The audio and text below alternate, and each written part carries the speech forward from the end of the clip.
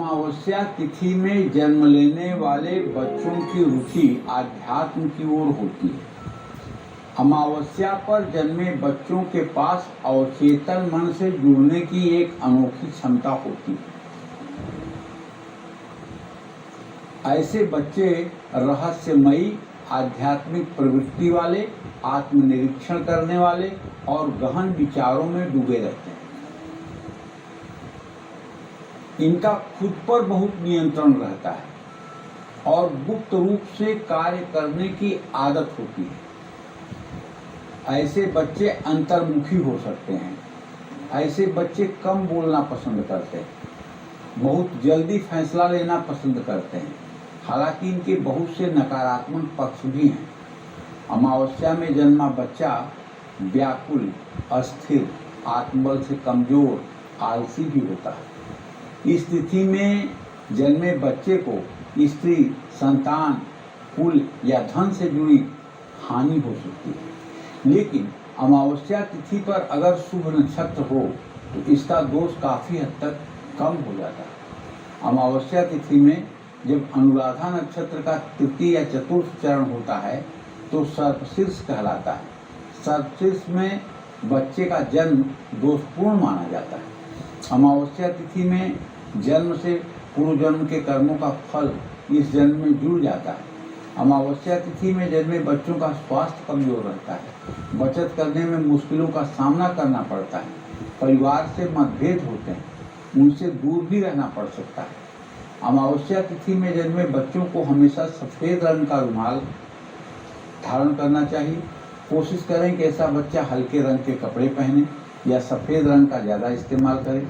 अमावस्या तिथि पर जन्मे बच्चे के हाथ से पंछियों को चावल या ज्वार दिलवाना चाहिए। ऐसे बच्चों के गले में चांदी के गोल लॉकेट में चंद्रमा बनवाकर धारण करवाना चाहिए। अमावस्या तिथि में जन्म लेने वाले लोगों के लिए उपाय मैं बताना चाहता हूँ। जरूरतमंद लोगों को दूध, चावल और गुड़ का दान करें। मैं तो कहूँगा कहाँ जरूरतमंद ढूंढोगे, किसी शिवालय में ले जाकर के 1 पैकेट दूध, 1 किलो चीनी और गुड़ या चावल ये दान कर दीजिए। और हर रोज आपको गायत्री मंत्र करना ही है। अगर आपको अमावस्या पर जन्मे हैं और अपने अधम योग का निराकरण आपको करना है तो मैं हाथ जोड़ के प्रार्थना करता हूँ, आप रोज सूर्योदय के समय उठ करके पहले स्नान और नित्य क्रिया से निवृत्त होकर सूर्य को अर्घ्य दीजिए और अपने पूजा स्थान में बैठकर अगर ज़्यादा कुछ नहीं कर सकते हैं तो 108 बार गायत्री मंत्र का जप जरूर कर लीजिए। अगर आप जिंदगी में दुर्भाग्य के दंश को नहीं झेलना चाहते, आप सम्मानपूर्वक जिंदगी जीना चाहते हैं, जीवन को सफल बनाना चाहते हैं, तो मेरा ये आपसे आग्रह है कि आप रोज पवित्रता के साथ प्रातःकाल 108 बार गायत्री मंत्र बोलना शुरू करिए। और अगर आपको इसका चमत्कार देखना हो तो आप 3 माला रोज जप करिए।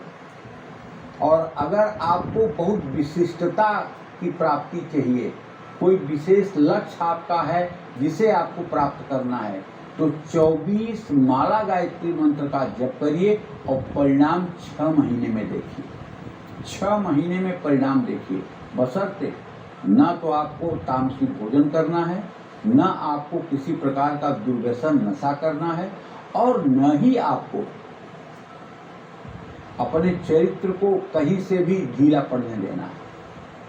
मतलब सदाचार पूर्वक जीवन जीते हुए अगर अमावस्या से शुरू करके 24 माला गायत्री मंत्र का रुद्राक्ष की माला पर अगर आप जप करें तो मैं दावे के साथ कह सकता हूं कि आपका जीवन धन्य हो जाएगा और जो अधम योग आपकी कुंडली में बना है उसका अशुभ प्रभाव 6 महीने में समाप्त हो जाएगा या कम हो जाएगा।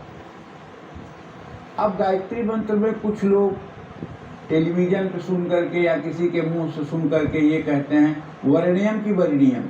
अरे ब्रह्म पुराण में शब्द आता है कि जब गायत्री का अनुष्ठान होता है, कोई बड़ा अनुष्ठान जैसे 24 लाख का अनुष्ठान गायत्री का, तो वरणियम न कह के वरिडियम पढ़ा जाता है, नहीं तो ब्रह्म हत्या का दोष लगता है। और एक माला अगर आप कर रहे हैं तो चाहे वरणियम कहिए चाहे वरिडियम कहिए, कोई पाप इससे नहीं लगता है।